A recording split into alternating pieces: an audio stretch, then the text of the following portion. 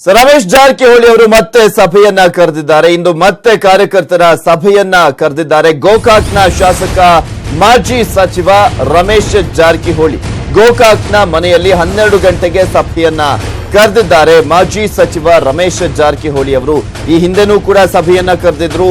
ಅವರು ತಮ್ಮ ನಿಲುವು ಅಂದ್ರೆ ತಟಸ್ಥ ನಿಲುವನ್ನ ತೆಗೆದುಕೊಂಡಿರೋದಾಗಿ ಕೂಡ ಹೇಳಿದ್ರು. ಸೊ ಹೀಗಾಗಿನೇ ಯಾವುದೇ ರೀತಿಯಾದಂತಹ ಪ್ರಚಾರವನ್ನ ನಡೆಸ್ತಾ ಇಲ್ಲ, ಸಮಾವೇಶದಲ್ಲಿ ಭಾಗಿಯಾಗ್ತಾ ಇಲ್ಲ. ನಿನ್ನೆ ಗೋಕಾಕ್ ಮನೆಯಿಂದ ತೆರಳಿದ್ರು ರಮೇಶ್ ಅವರು. ಸಿದ್ದರಾಮಯ್ಯ ಸಮಾವೇಶದ ಹಿನ್ನೆಲೆಯಲ್ಲಿ ಗೋಕಾಕ್ನಲ್ಲಿರ್ಲಿಲ್ಲ ಅವರು. ಎಲ್ಲಿ ಸಿದ್ದರಾಮಯ್ಯನವರು ಬಂದು ಮನವೊಲಿಸಿಬಿಡ್ತಾರೆ ಅಂತ ಅವರು ಗೋಕಾಕ್ನಲ್ಲೂ ಕೂಡ ಇರಲಿಲ್ಲ. ಕಾಂಗ್ರೆಸ್ಗೆ ಬೆಂಬಲನೋ ಅಥವಾ ಬಿಜೆಪಿಗೋ ಮತ್ತೆ ತಟಸ್ಥ ನಿಲುವನ್ನೇ ತಗೊಳ್ತಾರೋ ರಮೇಶ್ ಜಾರಕಿಹೊಳಿ ಅವರು, ಈ ಒಂದು ಕುತೂಹಲ ಮೂಡಿದೆ. ಯಾಕೆಂದ್ರೆ ಅವರನ್ನ ಸಚಿವ ಸ್ಥಾನದಿಂದ ಕೆಳಗಿಳಿಸಾದ ಮೇಲೆ ಅವರು ಪಕ್ಷದ ವಿರುದ್ಧ ಯಾವ ರೀತಿಯಾಗಿ ಅಸಮಾಧಾನಗೊಂಡಿದ್ರು, ಆಕ್ರೋಶಗೊಂಡಿದ್ರು ಅನ್ನೋದು ಪ್ರತಿಯೊಬ್ಬರಿಗೂ ಕೂಡ ಗೊತ್ತಿದೆ. ರೆಬಲ್ ಆಗಿ ಇದ್ದಾರೆ ರಮೇಶ್ ಜಾರಕಿಹೊಳಿ ಅವರು.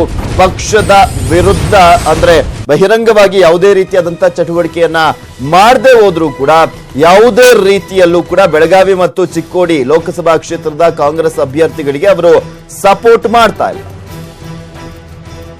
ಇನ್ನು ಈ ಕುರಿತಂತೆ ಹೆಚ್ಚಿನ ಡೀಟೇಲ್ಸ್ ಅನ್ನ ನೀಡ್ತಾರೆ ನಮ್ಮ ಪ್ರತಿನಿಧಿ ಚಂದ್ರಕಾಂತ್ ಸುಗಂಧಿ ದೂರವಾಣಿ ಸಂಪರ್ಕದಲ್ಲಿದ್ದಾರೆ. ಎಸ್ ಚಂದ್ರಕಾಂತ್, ರಮೇಶ್ ಜಾರಕಿಹೊಳಿ ಅವರು ಮತ್ತೆ ಇವತ್ತು ಮೀಟಿಂಗ್ ಅನ್ನ ಕರೆದಿರುವಂತದ್ದು ಏನು ಉದ್ದೇಶ ಇವತ್ತಿನ ಒಂದು ಸಭೆಯ?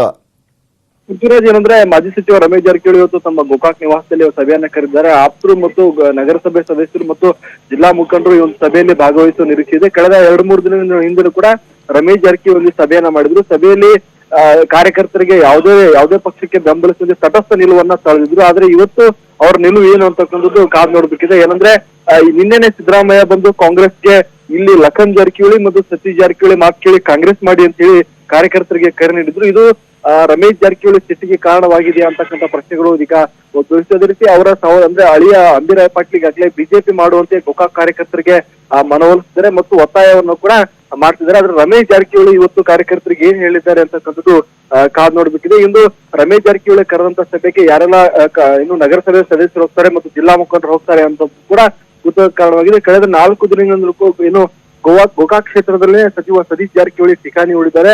ಅಲ್ಲಿನ ಎಲ್ಲಾ ಹಳ್ಳಿಗಳಿಗೂ ಕೂಡ ಭೇಟಿ ನೀಡಿ ಕಾಂಗ್ರೆಸ್ ಪಕ್ಷದ ಪರವಾಗಿ ಪ್ರಚಾರವನ್ನು ನಡೆಸ್ತಾ ಇದ್ದಾರೆ. ಇವತ್ತು ಕೂಡ ಸತೀಶ್ ಜಾರಕಿಹೊಳಿ ಗೋಕಾಕ್ನಲ್ಲೇ ಪ್ರಚಾರ ಕಾರ್ಯವನ್ನ ಮುಂದುವರಿಸಿದ್ದಾರೆ. ಇದು ರಮೇಶ್ ಜಾರಕಿಹೊಳಿ ಸಭೆ ಅತ್ಯಂತ ಕುತೂಹಲಕ್ಕೆ ಕಾರಣವಾಗಿದೆ. Prithviraj, okay, thank you Chandrakant Sugandhi ನಿಮ್ಮೆಲ್ಲ ಡೀಟೇಲ್ಸ್ಗಾಗಿ.